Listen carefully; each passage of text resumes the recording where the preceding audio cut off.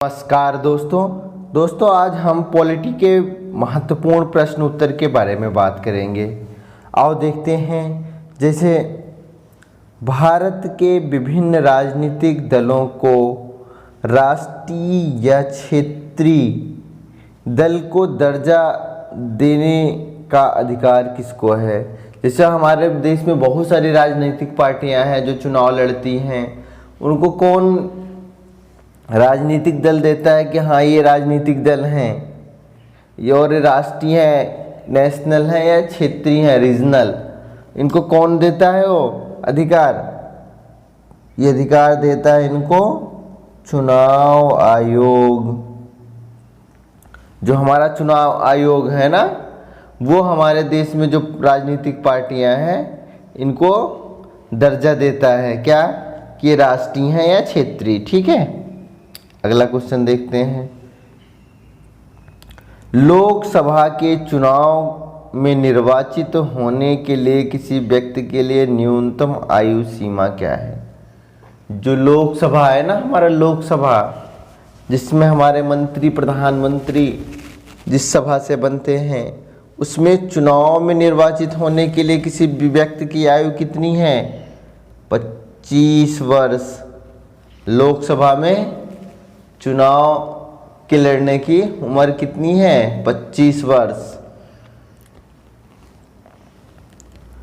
अब भारतीय संविधान का कौन सा अनुच्छेद संवैधानिक प्रावधानों की संघीय संसद या राज्य विधान पालिका द्वारा बनाए गए नियम कानूनों पर प्राथमिकता प्रदान करता है। ये कौन सा करता है, अनुच्छेद 245। कौन सा अनुच्छेद है, जो भारतीय संविधान की संवैधानिक प्रावधानों में संघीय संसद, राज्य विधान पालिकाओं द्वारा बनाए गए नियम कानूनों को प्राथमिकता प्रदान करता है। जैसे कोई राज्य की संसद, जो राज्य विधान पालिका है, जो राज्य हमारे नियम बनाते हैं, उस नियम से भी अधिक इम्पोर्टेंस किस नियम को दी जाती है, संघीय नियम को। ठीक है, ये किस अनुच्छेद में है, 245 में। दोस्तों अगर आप हमारे चैनल पर नए हैं तो हमारे चैनल को किरण क्लासेस को ज्वाइन करो, लाइक करो, सब्सक्राइब करो, शेयर करो और बेल आइकन दबाना ना भूलो, जिससे आपको हमारे अगली वीडियो की नोटिफिकेशन मिलती रहे।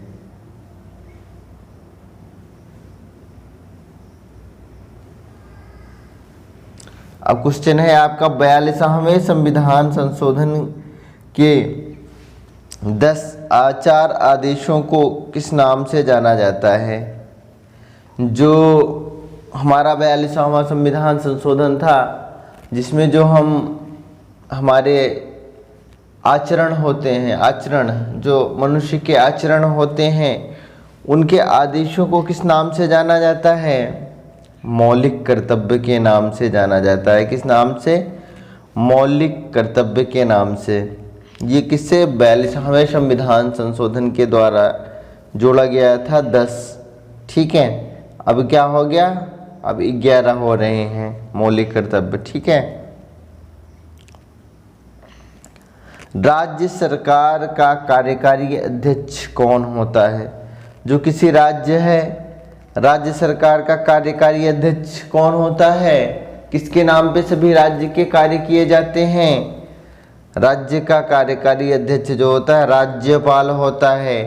किसके, अनुच्छेद 154 के अनुसार राज्य का कार्यकारी प्रमुख राज्यपाल होता है। अब कानूनी विषय जो हैं, राज्य सरकार को कौन परामर्श देता है। जिस तरह किसी कोई कानूनी पेच फंस गया, सरकार को उसमें कौन एडवाइस देता है। जिस टाइम अगर किसी तरह कानूनी परेशानी होती है तो उसमें सरकार को एडवोकेट जनरल जो है वो कानूनी विषय के बारे में परामर्श देता है। ठीक है, भारत में किसके अंतर्गत राज्य प्रणाली व्यवस्था की गई है।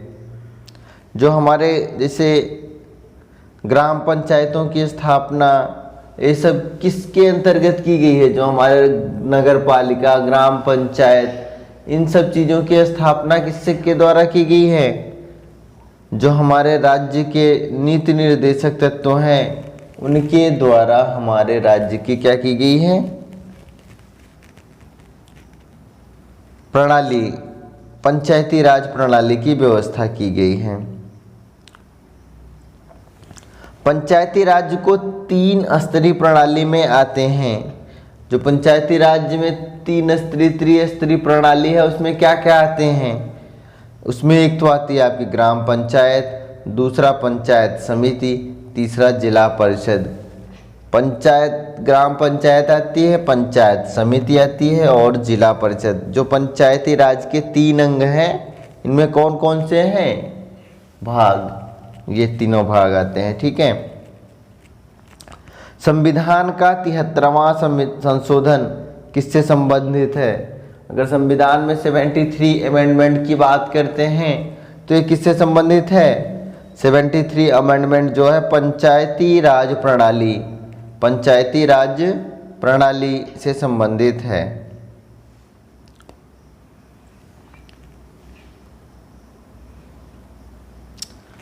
भारत में नवी पंचवर्षीय योजना की अवधि क्या थी?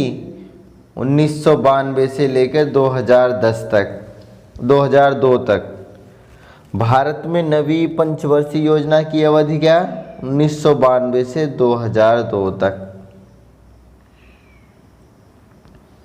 अगला क्वेश्चन देखते हैं। भारत के राष्ट्रपति को विशिष्ट केंद्र राज्य कोषीय संबंधों के बारे में सुझाव किसके द्वारा दिया जाता है?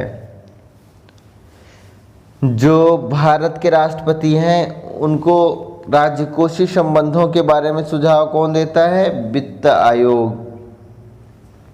कौन देता है? वित्त आयोग। किसके अनुसार? अनुच्छेद 280 के अनुसार। वित्त जो बिल है, हमारा जो वित्त बिल है, किसकी पूर्व स्वीकृति आवश्यक है, जिसके बिना वो संसद में पेश नहीं किया जा सकता। किसी भी विधेयक के, वित्त विधेयक की, वित्त बिल की किसकी पूर्व सहमति आवश्यक है? भारत के राष्ट्रपति की। राष्ट्रपति की अगर सहमति नहीं है तो उसे लोकसभा में नहीं पेश किया जा सकता। ठीक है।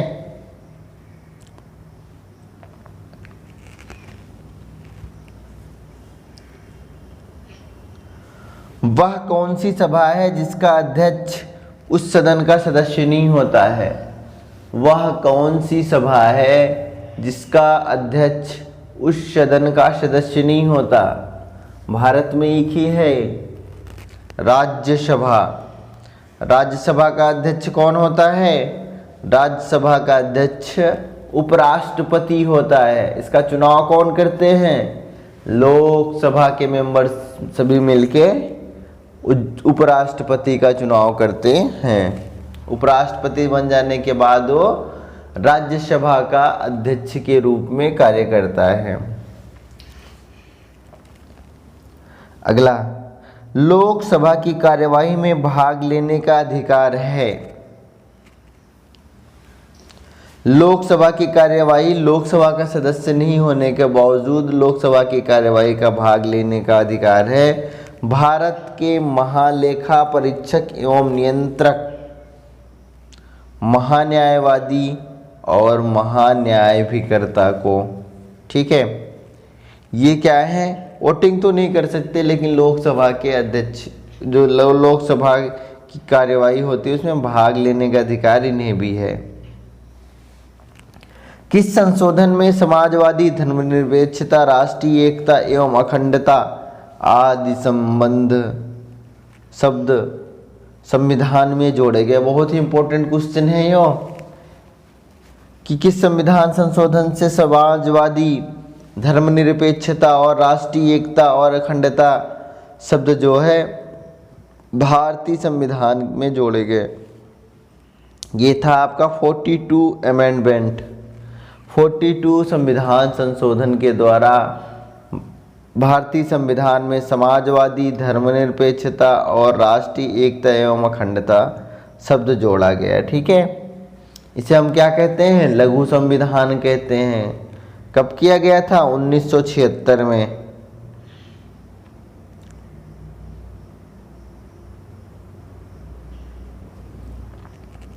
अब जो हमारे मौलिक अधिकार हैं इनको लागू कराने की शक्ति किसके पास है?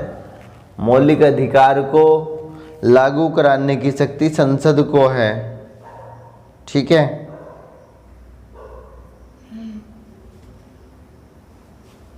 भारत का राष्ट्रपति किसके द्वारा हटाया जा सकता है?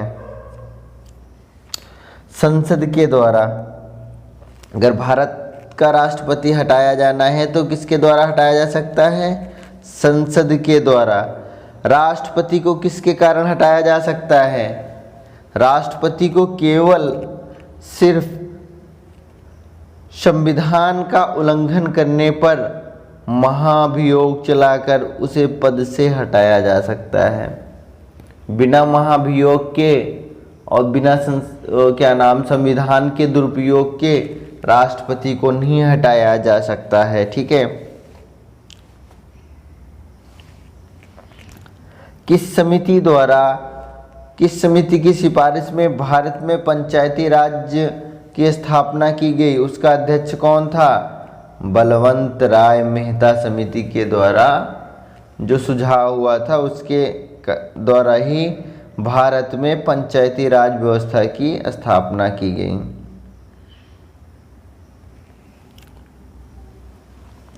लोकसभा में राज्यवार सीटों का आवंटन 1971 की जनगणना पर आधारित है।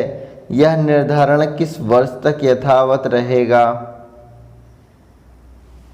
1971 की जनगणना के अनुसार जो लोकसभा और राज्यसभा हैं उनकी सीटों का निर्धारण होता है अभी तक। ये कितने दिनों तक लागू रहेगा? 2026 तक।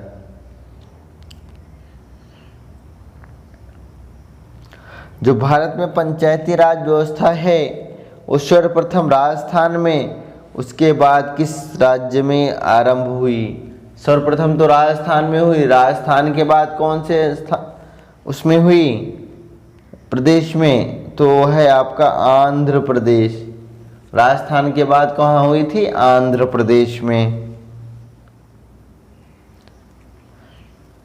राज्यसभा में राष्ट्रपति द्वारा कितने सदस्य मनोनीत किए जाते हैं? राज्यसभा में राष्ट्रपति द्वारा 12 सदस्य को मनोनीत किया जाता है। ठीक है।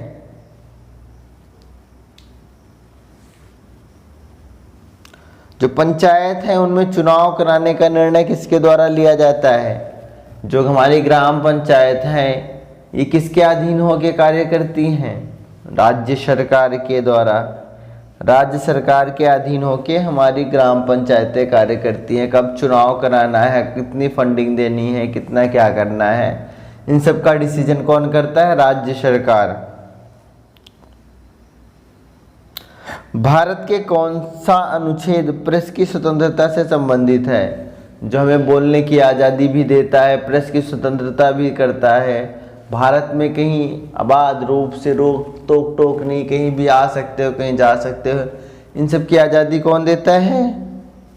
अनुच्छेद 19। ठीक है। किस संविधान संशोधन अधिनियम को लघु संविधान क्या कहा जाता है? आपको मैंने पीछे बताया था, 42वें संविधान संशोधन को। ठीक है। एक विधेयक जो संसद में प्रस्तुत किया जाता है वह किस प्रक्रिया के बाद अधिनियम बन जाता है? जो संसद में विधेयक जो बिल दिया जाता है, बिल पेश किया जाता है, वो अधिनियम कब बनता है? अधिनियम बनता है जब राष्ट्रपति अपनी सहमति दे देता है तो कोई विधेयक क्या बन जाता है? बिल बन जाता है, अधिनियम बन जाता है। ठीक है। जब किसी बिल या विधेयक पर राष्ट्रपति अपनी स्वीकृति दे देता है तो वो आपका क्या बन जाता है? अधिनियम बन जाता है। ठीक है। एक उच्च न्यायालय का न्यायाधीश अपना त्यागपत्र किसे संबोधित करता है? उच्च न्यायालय का न्यायाधीश त्यागपत्र किसे देता है? राष्ट्रपति को। दोस्तों आज के लिए इतना ही। किरण क्लासेज में बने रहने के लिए आपका धन्यवाद।